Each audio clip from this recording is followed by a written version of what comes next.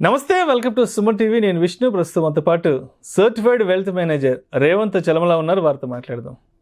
నమస్తే రేవంత్. నమస్తే అండి. రేవంత్, చాలా కంపెనీస్ ఎంప్లాయీస్కి గ్రూప్ హెల్త్ ఇన్సూరెన్స్లు ఇస్తుంటాయి. అవునండి. కొన్ని కంపెనీస్ 3 లక్షలు ఇస్తుంటాయి, కొన్ని కంపెనీస్ 5 లక్షల వరకు ఇస్తుంటాయి. సో చాలామంది ఎంప్లాయీస్ ఏం చేస్తుంటారంటే ఆ 3 lakhs ఇన్సూరెన్స్లోనో లేదంటే ఆ 5 lakhs ఇన్సూరెన్స్లోనో వాళ్ళ పేరెంట్స్ని కూడా ఇంక్లూడ్ చేసేస్తుంటారు. అంటే ఆ భార్యాభర్తకి, ఆ ఇద్దరు పేరెంట్స్కి, అంటే మొత్తం నలుగురు కలిపేసి ఆ 3-4 lakhs లేదంటే 5 lakhs ఇన్సూరెన్స్ అందరు ఇంక్లూడ్ అయిపోయింటారు దాంట్లోనే. మరి ఇప్పుడున్న హాస్పిటల్ ఖర్చుల నిమిత్తం, ఇప్పుడున్న ఆర్థిక అవసరాల నిమిత్తం 3 లక్షలు 5 లక్షలు అనేది హెల్త్ ఇన్సూరెన్స్ సరిపోతుందా? అసలు అడిక్వేట్ హెల్త్ ఇన్సూరెన్స్ అనేది ఎంత ఉండాలి? అండ్ ఇందాక ప్రోగ్రామ్ స్టార్ట్ అవ్వడానికి ముందు కూడా ఈ హెల్త్ ఇన్సూరెన్స్కి సంబంధించి కూడా మీరు ఏదో ఆఫ్ ది రికార్డ్గా ఒక విషయం చెప్పారు కదా, ఒకసారి ఇప్పుడు అది ఒకసారి ఓపెన్గా కూడా మాట్లాడుకుందాం. సో హెల్త్ ఇన్సూరెన్స్ అనేది బేసిక్గా మాట వినగానే ఒక బోరింగ్ టాపిక్ అందరికీ. వేస్ట్ టాపిక్, చెత్త టాపిక్ హెల్త్ ఇన్సూరెన్స్ అంటేనే. దాని మీద అవగాహన లేకపోతే మనం కూడా ఆ చెత్తలోనే పడతాం పోయి. అంటే ఇప్పుడు ఇక్కడ విష్ణు రేవంత్ కూర్చొని హెల్త్ ఇన్సూరెన్స్ టాపిక్, ఒక టర్మ్ ఇన్సూరెన్స్ గురించి మాట్లాడుకుంటే వచ్చారా నాయన సోది చెప్పడానికి, సోదిగాళ్ళు అని కూడా ఫీల్ అయిపోతుంటారు. అదే అనుకుంటారు. ఇక్కడ హెల్త్ ఇన్సూరెన్స్ ఎంత ఇంపార్టెంట్ అనేది నేను ఒక రియల్ స్టోరీ చెప్తా. హెల్త్ ఇన్సూరెన్స్ ఉంది, అందరు అనుకుంటున్నట్టుగా సరిపడానే ఉంది. అందరు అనుకుంటున్నట్టుగా, నేను అనుకుంటున్నట్టుగా కాదు. మీకు నాకు తెలుసు అనుకుంటున్నట్టుగా సరిపోద్ది అనేది. సరిపడా ఉంది. 5 lakhs అనుకుంటా నా క్లయింటే. చాలా ఇబ్బంది పడ్డారు, చాలా బాధపడ్డా నేను. అంటే నాకు క్లయింట్ తర్వాత అయ్యారు, ముందు కాదు.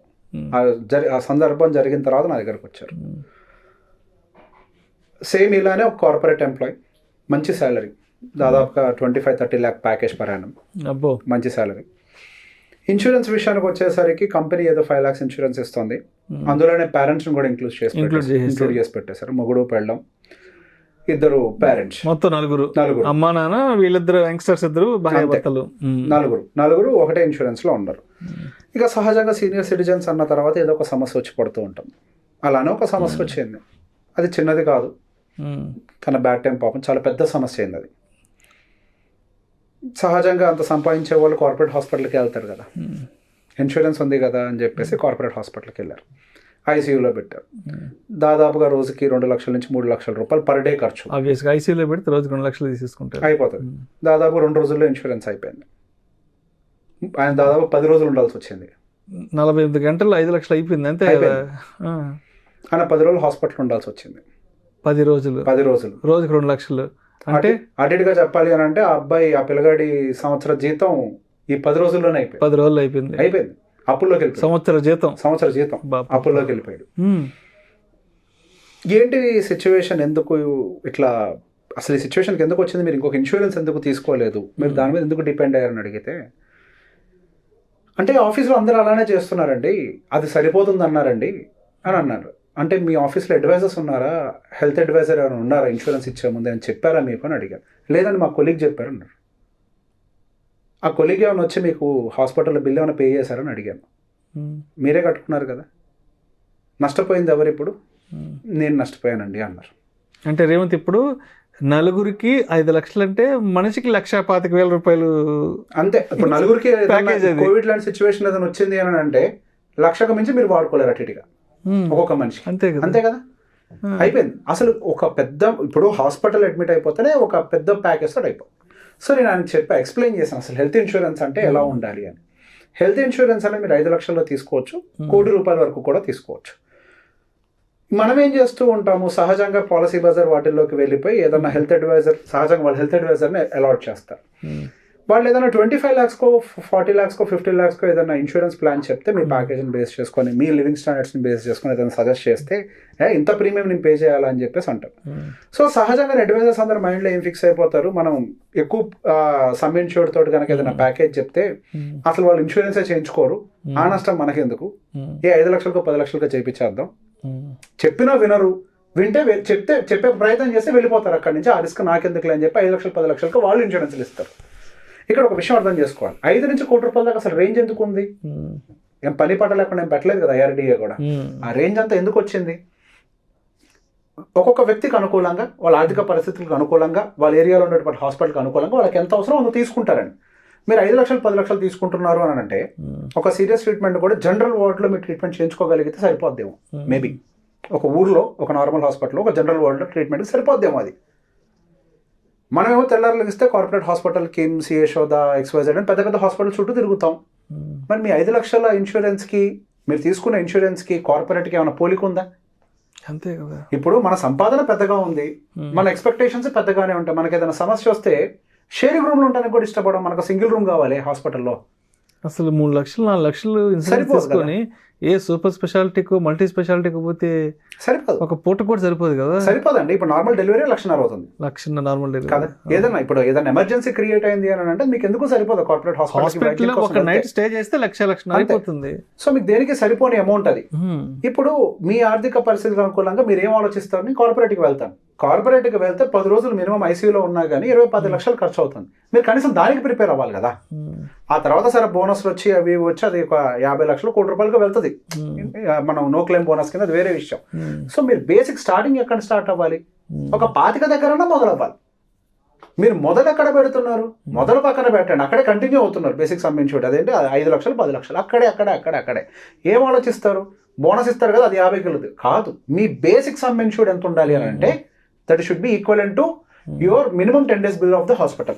కరెంట్ ఇప్పుడున్న పరిస్థితులకు అనుకూలంగా ఎంత బిల్ అవుతుందో అంత ఉండాలి మినిమం. అండ్ మీకు ఇన్ఫ్లేషన్ కూడా పెరుగుతుంది కదా, ఇన్ఫ్లేషన్కి అనుకూలంగా మీ బేసిక్ సమ్ ఇన్సూరెన్స్ పెరగాలి. బోనస్లు కాదు, బోనస్ కాకుండా మీ బేసిక్ సమ్ ఇన్సూరెన్స్ పెరిగే విధంగా రైడర్ని కూడా యాడ్ చేసి పెట్టుకోవాలి. ఈ రోజున్న హాస్పిటల్ ఖర్చులు 10 ఏళ్ల తర్వాత ఉండే హాస్పిటల్ ఖర్చులు ఒకటి కాదు. సో చాలా వాటికి ఇన్సూరెన్స్ కంపెనీలు వాటిని ఆఫర్ చేస్తూ ఉంటాయి. ఇన్ఫ్లేషన్కి అనుకూలంగా మీ ఇన్సూరెన్స్ సమ్ ఇన్సూర్డ్ అని ఉంటుంది, ఆ సమ్ ఇన్సూర్డ్ని పెంచుకుంటూ వెళ్తామని అది కూడా యాడ్ చేసి పెట్టుకోవాలి. అప్పుడు మాత్రమే మీ లైఫ్ అనేది సెక్యూర్డ్గా ఉంటుంది. అండ్ మీకంటూ IRDA కొంతమంది హెల్త్ అడ్వైజర్లు ఇచ్చింది. అదేంటో నాకు తెలియదు. ఏ ఫీల్డ్లోకి వెళ్ళినా అది హెల్త్ కానివ్వండి, ఇన్సూరెన్స్ కానివ్వండి, ఫైనాన్స్ కానివ్వండి, అడ్వైజర్ అంటే దొంగలా చూస్తారు. అడ్వైజర్ పని ఏంటి అని అంటే మీ కండిషన్ అర్థం చేసుకొని మీకు ఏది రైటో చెప్పటం. అసలు ఎగ్జిస్టింగ్ మీకు PED ఏముంది, మీ ఫ్యామిలీ హిస్టరీ ఏముంది, ఓకే. సో మీకు పేరెంట్స్ ఉన్నారు, మీ పేరెంట్స్ మిమ్మల్ని కలిపి ఒక ఇన్సూరెన్స్లో పెడితే మంచిదా, మీ పేరెంట్స్కి సపరేట్ ఇన్సూరెన్స్ పాలసీ, మీ ఫ్యామిలీకి సపరేట్ ఇన్సూరెన్స్ పాలసీ అలొకేట్ చేస్తే మంచిదా, వీటన్నిటిని అర్థం చేసుకొని మీకు పాలసీస్ని ఇచ్చేవాళ్ళు. వాళ్ళ పని అదే. మీరు అట్లా తెలుసుకోకుండా మొత్తం గుంపు గుత్తా కింద ఏదో తక్కువకి అయిపోద్దని చెప్పేసి అందరూ తీసుకొచ్చి ఒక దగ్గర పెట్టడం. ఇప్పుడు మీ ఫాదర్కి డబ్బులు అయిపోయినాయి, మీ పరిస్థితి నెక్స్ట్ ఈ సంవత్సరం ఏదైనా ప్రాబ్లం వస్తే అంటే ఇక్కడ మంచి చెప్పడమే తప్పు, పెద్ద తప్పు. అది తప్పు.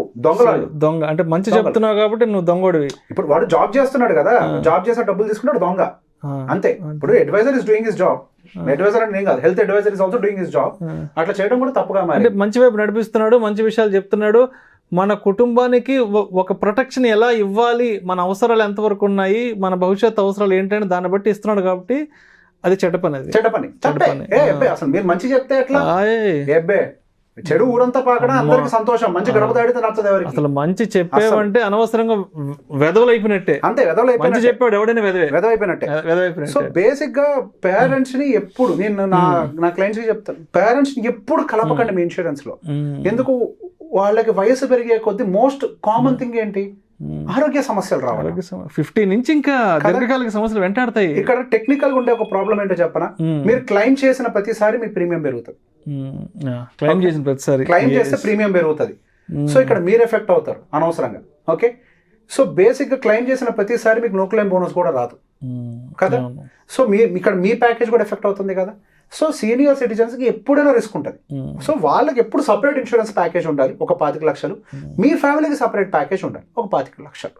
ఖర్చు అవుతుంది, పెట్టుకోవాలి మరి, తప్పదు కదా. ఇప్పుడు ఇట్లా రోడ్డు మీద పడేదానికంటే ఖర్చు అయినా కానీ కొన్ని జాగ్రత్తలు తీసుకోవాలి. పేరెంట్స్ని ఎప్పుడు సపరేట్గా ట్రీట్ చేయండి. అంటే హై రిస్క్ ఉన్నవాళ్ళు, ఇప్పుడు ఈవెన్ ఇన్ ఫ్యామిలీలో కూడా మేబీ కొంతమందికి ఏదైనా హెల్త్ ఇష్యూస్ ఉంటాయి, వాళ్ళకి సపరేట్గా మీరు ఒక సపరేట్ ఇన్సూరెన్స్ పెట్టుకోండి, ఫ్యామిలీలో కలవకండి. మీకు ఆల్రెడీ ఎగ్జిస్టింగ్ ఇష్యూ ఉంది అని అంటే any point of time you might get admitted into the hospital, and మీ వల్ల మిగతా వాళ్ళ బెనిఫిట్స్ కూడా పోతాయి. ఓకే, సో బేసిక్గా ఎప్పుడైనా కానీ హెల్త్ ఇన్సూరెన్స్ తీసుకునేటప్పుడు మీరు మొత్తం చదివితే సంతోషం. Government has given an opportunity to take health insurance private, అంటే డైరెక్ట్గా కూడా మీరు తీసుకోవచ్చు. ఆపర్చునిటీ ఎందుకు ఇచ్చింది అని అంటే, ఇప్పుడు మన దేశంలో చదువుకున్న వాళ్ళు ఉన్నారు, వాళ్ళు చదువుతారు అని, కానీ చదవరు. చదవండి ఫస్ట్, ఎలా చేస్తే బాగుంటుంది, ఏ విధంగా తీసుకుంటే బాగుంటుందో చదువుకోండి. చదువుకున్న తర్వాత మీకు అర్థమైతే మీరు ఆ విధంగా ఇంప్లిమెంట్ చేయండి. ఒకవేళ అర్థం కాలేదనుకోండి, పీవీఆర్లో మహా అయితే ఒక 3 పాప్కార్న్ల ఖర్చు, ఒక 1000 రూపాయలు కడితే ఒక హెల్త్ అడ్వైజర్ వస్తాడు మీకు. 3 పాప్కార్న్ల ఖర్చుతోటి మీ లైఫ్ అంతా సేవ్ అవుతుంది ఒకసారి కట్టుకుంటే. పర్లేదు కదా, ఫ్యామిలీతో సినిమాకి వెళ్ళి 2 పాప్కార్న్లు కొనుక్కోవాలంటే 1000 నుంచి 1200 రూపాయలు అయిపోయింది కదా, అయిపోయింది, సింపుల్ ఖర్చు. సో అదేదో పాప్కార్న్కి ఇసిరేసాను అనుకోండి, మీకోసం ఒక పెట్టుకొని డిజైన్ చేయించుకోండి మీ హెల్త్ ఇన్సూరెన్స్ పాలసీని. డిజైన్ చేయించుకొని మీకు you'll get health insurance policy advisors anywhere. వాళ్ళని వాడుకొని మీరు ప్రాపర్గా హెల్త్ ఇన్సూరెన్స్ ప్లాన్ చేసుకోండి. లేకపోతే 1 మెడికల్ బిల్ ఈజ్ ఇనఫ్, మీ జీవితం అంతా నాశనం అయిపోతుంది, జీవితం కొలాప్స్. తరాలుగా మనం సంపాదించుకున్న ఆస్తులన్నీ కరిగి పాతాలకి వెళ్ళిపోతాయి. ఒక్క బిల్లు చాలు. మన ఇండియాలో చూడలేదా మనం? కోవిడ్ ఏంటి సార్, మన ఇండియాలో మెజారిటీ ఆఫ్ ద పాపులేషన్ కేవలం హెల్త్ బిల్స్ వల్ల రోడ్డు మీద పడిపోతున్నారు. చాలా మంది ఉన్నారు, మీ బంధువుల్లో ఉంటారు, ఎక్కడైనా ఉంటారు. ఇది చాలా అర్థం చేసుకోరు, చాలా మంది ఉన్నారు అట్లా. అవును, అంటే మీరేదో ఇన్సూరెన్స్ ప్రమోట్ చేసడానికి, ఈ రేవంత్ ఏదో ఇన్సూరెన్స్ నమ్ముకోవడానికి నాకెందుకు ఈ సోది మాటలు, ఈ సిద్ధి మాటలు. నేను ఫైనాన్షియల్ హెల్త్ ఇన్సూరెన్స్ గురించి మాట్లాడావు అంటే that was the one of the most boring subject, waste topic. ఎందుకంటే అదేంటో కొత్త సినిమా వస్తుందంటే ఎప్పుడెప్పుడు వెళ్దామా, నైట్ 2 గంటల షోకి వెళ్దామా, పొద్దున 6 గంటల షోకి వెళ్దామా, దాని గురించి ఒక వారం 10 రోజుల నుంచి ప్రిపరేషన్ పెట్టేసేసుకుంటారు. సినిమాకి వెళ్ళి స్టేటస్లు పెట్టుకుంటారు. టికెట్ 500 అన్నా 5,000 10,000 ఉంటారు. కానీ అదే నా కుటుంబానికి నేను ఒక రక్షణ కల్పించాలి, నా కుటుంబానికి నేను ఒక రక్షణ కంచి ఏర్పాటు చేయాలి, నా భార్య పిల్లల్ని నేను చూసుకోవాలి, నా తల్లిదండ్రులకు ఒక మంచి ఆర్థిక భరోసా ఇవ్వాలి, ఒక మంచి హెల్త్ ఇన్సూరెన్స్ తీసుకోవాలి, ఒక మంచి టర్మ్ ఇన్సూరెన్స్ తీసుకోవాలని మాట్లాడితే మాత్రం నచ్చదు. కొత్త సినిమా ఏమొస్తుందా, శుక్రవారం సినిమా ఏమొస్తుందా, ఎన్ని గంటలకు వెళ్ళిపోదామా, సినిమా చూసి స్టేటస్లో పెట్టుకుందామా.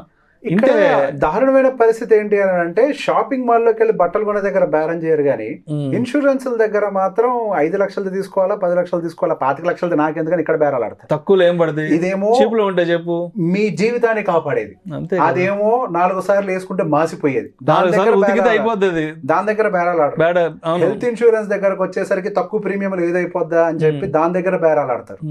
మీ జీవితాన్ని కాపాడేది ఏది, ఇదే అదే తెలుసుకోండి. దేని దగ్గర మనం కరెక్ట్గా ఉండాలి. ఇప్పుడు పండగ సీజన్లో ఊరు వెళ్ళాలంటే ఒక టికెట్ బుక్ చేసుకుందామంటే ఆల్మోస్ట్ ఒక 4,000 నుంచి 5,000 రూపాయలు ఉంటుంది ఒక బస్సు. హైదరాబాద్ నుంచి నెల్లూరు వెళ్ళాలి, ఒక లాంగ్ వీకెండ్ వచ్చింది, ఊరు వెళ్ళాలి అంటే ఒక ట్రావెల్స్ బస్సు ఖరీదు టికెట్ 2,500 3,000. ఆ విధంగా ఇద్దరు భార్య భర్త అనే వాళ్ళు ఒకసారి ఊరు వెళ్ళి మళ్ళీ తిరిగి హైదరాబాద్కి రావాలంటే 10,000 రూపాయలు బస్సుకు పెట్టే ఖర్చు. అంటే జస్ట్ మనం బస్సులో పడుకొని ఒక 7 hours 8 hours పడుకొని లేయడానికి 10,000 ఖర్చు పెడుతున్నాం. 10,000 ఖర్చు అక్కడ పెడతాం. కానీ మన లైఫ్ అదే బస్సు ప్రశ్నించరు. అదే బస్సులో యాక్సిడెంట్ జరిగితే ప్రాణాలు పైకిపోతేనో కాలో పరిగిపోతేనో, అదే బస్సులో ఏమైనా జరిగితే మనకి ఏదైనా ఆర్థిక భద్రత ఉందా, మనకి ట్రీట్మెంట్కి డబ్బులు ఉన్నాయన్నది మాత్రం కాదు ఆలోచించాం. నెలాఖరు వస్తుందంటే ఎప్పుడు వీకెండ్లు వస్తాయా, ఎప్పుడు ఊరికి వెళ్ళిపోదామా, శుక్రవారం ఏం పండుగ వస్తుంది, శనివారం ఏం పండుగ, అంటే దీనికి మాత్రం చాలా పెద్ద ప్రణాళిక ఉంటుంది.